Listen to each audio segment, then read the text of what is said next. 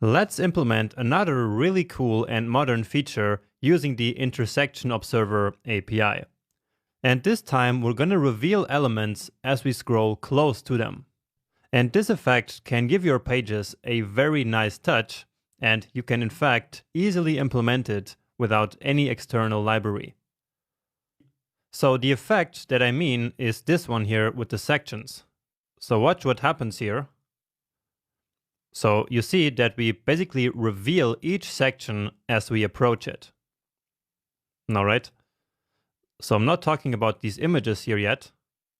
So I'm just talking about the sections. So see how it basically slides in like this. All right. And so that's what we're going to do now with all these 4 sections. Now the animation itself actually comes from CSS. And so once more, we will actually achieve this by simply adding a class to each of these sections as we approach them. And so we will do that using the Intersection Observer API once again, because that's really the perfect job for this tool. Okay, so let's actually take a look at our CSS here. So I'm going to write or to search for a section hidden. So this is the class here. And so basically all the sections by default have this class. So let me show that to you also. Well, actually they don't. And of course they don't, because then we could not see them right now. Okay, so we have to add them now as we build this. And so this will basically give them an opacity of 0, and it will move them a little bit down. And so then when we remove this here, it will then move them back up to a translate of 0 rem, basically. Okay, so what I'm going to do is to start by adding this section, or this class actually, to all the 4 sections that we want to apply this effect to. So this one here, then the next one,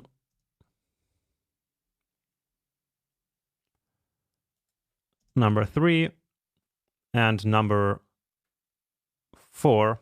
Yeah. And so now all of them will disappear. Okay, they're simply invisible. They're still there, so we are still like displaying them, and so they preserve their height basically, but they're now invisible. And so our job is now to remove this class as we approach each of these sections.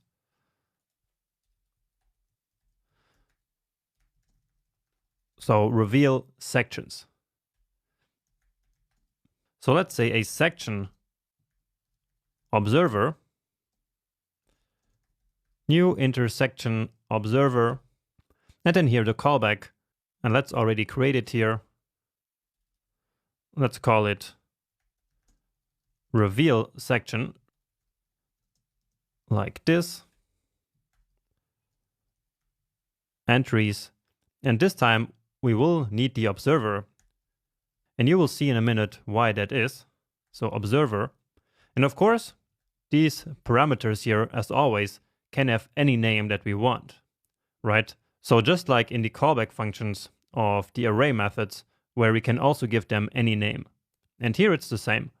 But this is kind of the standard, and so that's why I keep doing it like this. So reveal section, and then the object of options.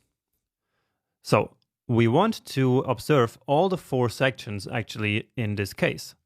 And it is indeed possible to observe them all using the same observer.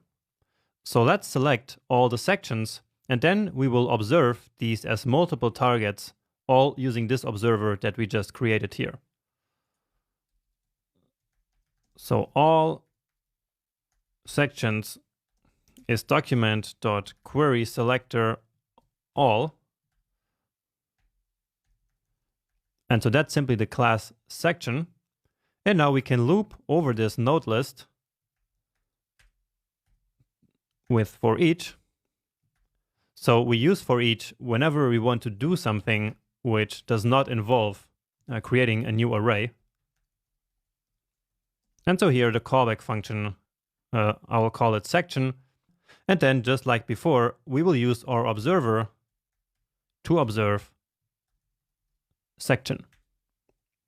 And actually, since we're already looping over all these sections, it would probably be a better idea to add this class here, so this section hidden, also using JavaScript. So not do it manually here in the HTML, and instead do it in JavaScript. Because some people actually disable JavaScript in their browser, and then for those users, the page wouldn't really be visible, right? They would then have no way